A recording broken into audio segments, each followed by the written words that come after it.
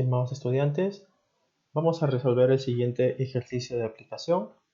Nos piden encontrar el momento de inercia respecto al eje horizontal que pasa por el centroide de la figura. Tenemos una figura compuesta nuevamente. Vamos entonces a descomponer esta figura en algunas figuras más simples. Primero, para encontrar el centroide de toda la figura, al igual que lo hemos hecho anteriormente para otro tipo de figuras, ¿no? Y luego, una vez que ubicamos el centroide, las coordenadas del centroide, podemos ubicar el eje horizontal, porque nos están pidiendo el momento de inercia respecto a ese eje horizontal que pasa por el centroide de la figura. Entonces, para encontrar el momento de inercia respecto a ese eje horizontal, también podemos descomponer, en este caso, la figura en algunas figuras más simples y calcular los momentos de inercia para cada una de esas figuras respecto al eje horizontal, para que al final, al sumar estos momentos de inercia de cada figura de manera independiente, obtengamos el momento de inercia de toda la figura. ¿Ok? Eso es lo que vamos a hacer. Bueno, podemos observar aquí que nosotros tenemos esta figura en forma de C, ¿no? Así que podemos tomar varias formas. Podríamos de repente trazar una línea aquí, una línea por acá, ¿no? O por acá, y tomar tres rectángulos, ¿no? Para dividir esta figura en tres. Esa podría ser una posibilidad. Pero también podríamos tomar solamente dos áreas. Si a mí se me ocurre, por ejemplo, trazar por aquí una línea y tomar una de las áreas como un todo, como si tuviera un rectángulo grande, y este pequeño rectángulo aquí sería mi figura número 2. Al igual como nosotros hacíamos para calcular figuras compuestas, ¿no? Para calcular el centroide de figuras compuestas, podíamos completar una figura si eso nos permite formar alguna figura regular, como en este caso un rectángulo, pero al momento del cálculo, estamos hablando para el centroide, el área que no pertenece a la figura, como en este caso del área número 2, la tendríamos que tomar negativa, ¿no? Para restarla del área más grande. Así que lo mismo podemos hacer nosotros acá, para poder calcular las coordenadas del centroide. Como nos piden respecto a un eje horizontal, ¿no? Entonces vamos a tener más o menos un eje de esta forma. No estoy que lo ubico necesariamente donde tendría que ser, pero entonces nos importa calcular la coordenada del eje, la coordenada respecto a y, ¿no? La coordenada respecto a y. Así que, de acuerdo a la fórmula, la coordenada del centroide respecto a y, si tenemos dos figuras nada más, sería y1 por el área 1 más y2 por el área 2 dividido entre la suma de las áreas. Muy bien. Entonces, para la figura 1, ¿no? Tenemos que calcular, en este caso, la posición del centroide. Sabemos sí que para la posición del centroide o para el cálculo del centroide necesitamos establecer nuestro sistema de referencia. Así que lo vamos a establecer de la siguiente forma. Eje X por acá, hasta acá, donde aquí va a estar el origen de coordenadas, ¿verdad? Y entonces por aquí podemos nosotros establecer nuestro eje Y. ¿Listo? Ahora sí, como tenemos un rectángulo grande para la figura número 1, el centroide va a estar en el medio, ¿verdad? Va a estar ubicado en el medio, a la mitad del ancho y a la mitad del largo. Muy bien, o a la mitad de la base y la mitad de la altura. ¿Listo? Entonces, la base de este rectángulo es de 120, ¿verdad? La base es de 120 y la altura sería de 90. Entonces, más o menos, si eso está ubicado por aquí, en nuestro caso, el valor de y1 sería toda esta altura de acá. Y como está a la mitad de 180, esta altura tiene que ser 90 milímetros. Así que podemos reemplazar por acá. Tendríamos 90 multiplicado por el área 1. El área 1, ¿no? Entonces sería simplemente el área de un rectángulo, base por altura.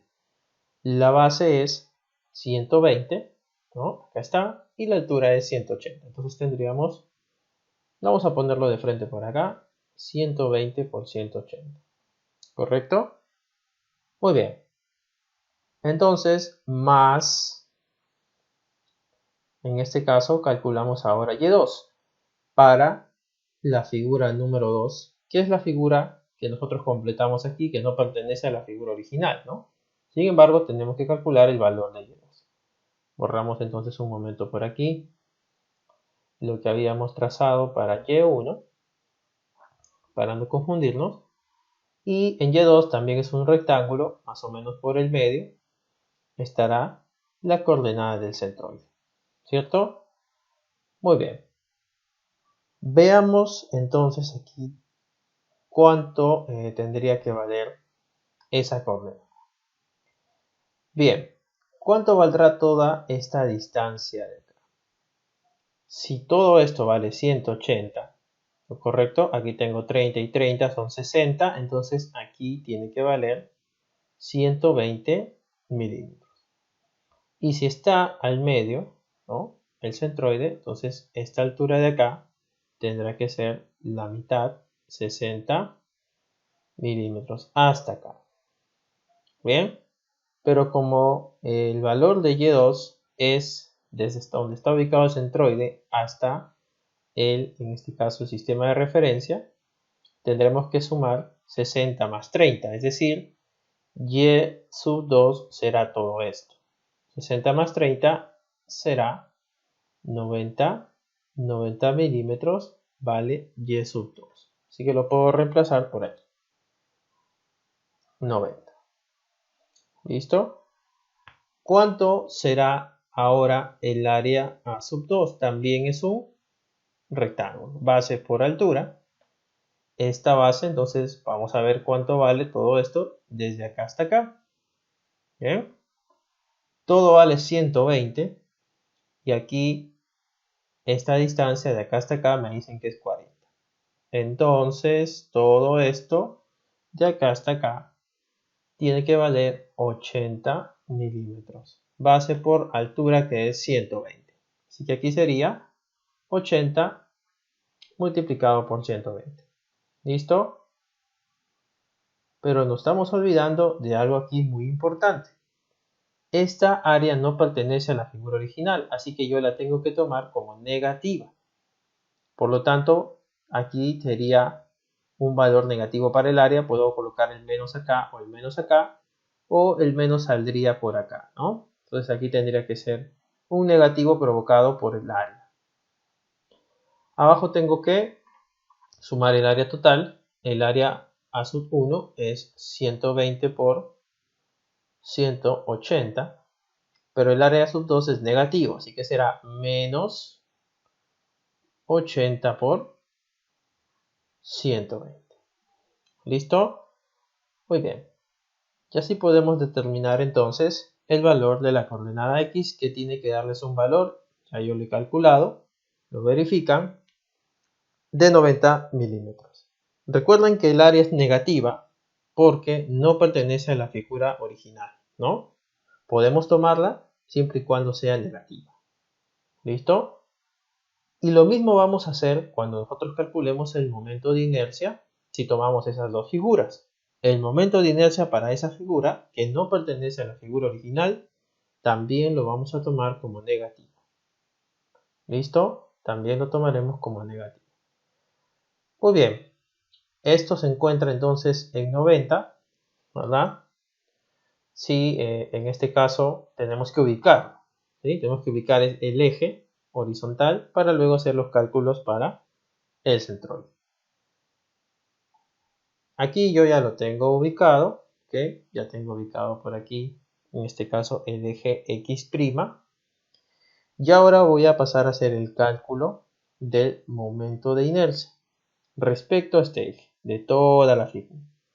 Nuevamente voy a tomar las mismas figuras simples, ¿no? Que es la figura, en este caso, tomé que la figura número 1 era todo el rectángulo y la figura número 2 sería el rectángulo pequeño. ¿Ok? Así que podemos aquí cambiar para no confundirnos. Figura 1 y este que sea la figura número 2. ¿Sí? La más chiquita. Muy bien.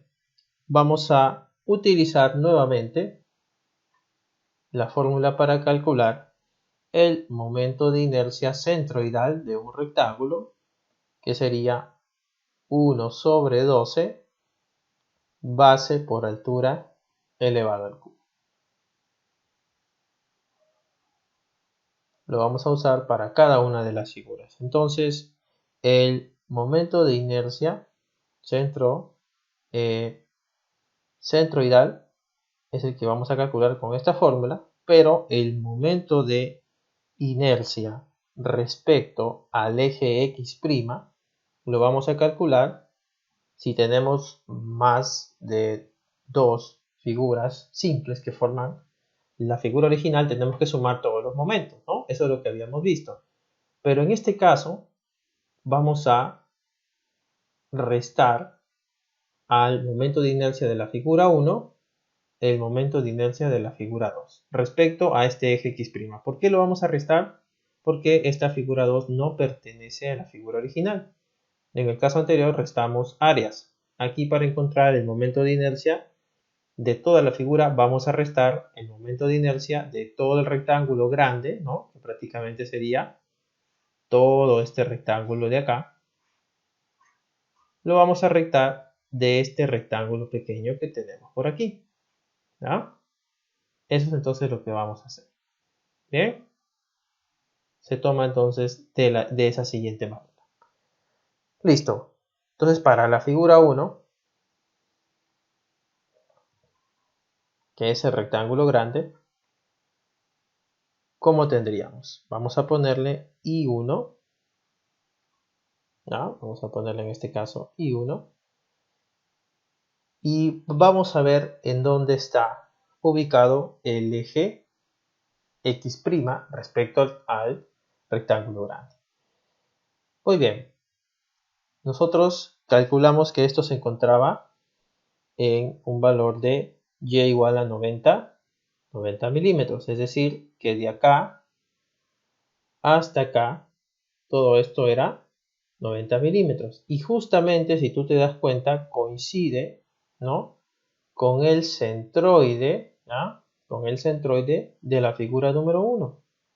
Está pasando por el centroide de la figura número 1. Entonces aquí yo ya no voy a aplicar el teorema de ejes paralelos o Einsteiner, porque directamente con esta fórmula yo podría entonces calcular el momento de inercia de esta figura 1, que es el rectángulo grande, respecto al eje X', ¿sí? Porque es como si prácticamente estuviera calculando respecto a su eje, ¿no?, centroidal, ¿ya? Así que coincide, ¿no? Justamente ese eje X' es el eje centroidal de la figura 1. Así que utilizo la fórmula directamente. 1 sobre 12 multiplicado por la base. La base en este caso vale 120. Y multiplicado por la altura elevado al cubo.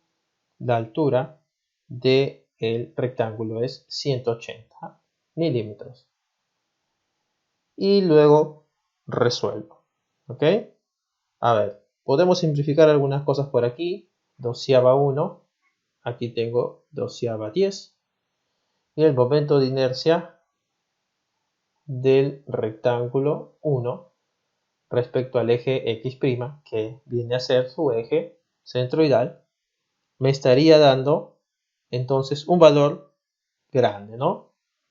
58.320.000 milímetros elevado a la cuarta. ¿Ok? Muy bien. Ahora vamos a calcular la figura, para la figura número 2. Para la figura número 2 tendríamos lo siguiente. I sub 2, ¿no? Y ahora en este caso, ¿no? Para este caso, vamos a ver en dónde está ubicado el eje X' respecto al rectángulo pequeño. ¿Sí? A ver, si todo esto era 90 y esto vale 30, de aquí a acá vale entonces 60 milímetros. ¿Ya? Y si todo esto que está aquí, ¿no? Todo esto desde acá hasta acá es 120, ¿ah? milímetros, justamente el eje X' está pasando también por el centroide del rectángulo más pequeño, ¿no? Eso significa que también el eje X' viene a ser el eje centroidal del rectángulo número 2. Así que también podemos hallarlo directamente con esta fórmula sin necesidad de calcular utilizando el teorema de ejes paralelos. Muy bien, así de sencillo, aplico por acá 1 sobre 12, la base, ¿no? En este caso, ¿cuánto vendría a ser? Bueno, este ancho es 40, todo es 120, así que habíamos visto que esto vale 80. ¿Listo? Sería base que es 80 multiplicado por la altura del rectángulo número 2 que vale 120 elevado al cubo. Y calculando aquí me sale 11.520.000, ¿no? milímetros a la cuarta. Por lo tanto, ¿cómo me quedaría el momento de inercia respecto al eje X' de toda la figura? ¿No? Sería I sub 1 menos I sub 2, ¿cierto? Entonces reemplazo eso por acá. 58.320.000 menos 11.120.000 milímetros a la cuarta, ¿no? Bueno, vamos a ponerlo aquí, paréntesis. Y esto me está dando un valor de 46.800.000 milímetros a la cuarta. Bien, ese sería el momento de inercia de toda la figura, y ahora sí ya de toda la figura porque decimos la resta respecto al eje X'. Entonces, en estos casos que yo tengo figuras que las puedo completar, ¿no? Para formar algunas otras figuras regulares más fáciles de resolver, si yo lo completo con figuras que no pertenecen a la figura original, entonces tengo que restar el momento de inercia de esa figura. Algo similar a como hacíamos para determinar el centroide de figuras compuestas, también teníamos que restar las áreas, ¿no? Aquí hacemos algo similar, pero ya estamos restando los momentos de inercia. Bien, y así se calcularía entonces el momento de inercia para el siguiente ejemplo. No fue necesario utilizar el teorema de Steinitz porque ese eje coincidió, en este caso, con el eje centroidal, o es el eje centroidal para las dos figuras. Muy bien, será hasta otra oportunidad. Gracias por su atención.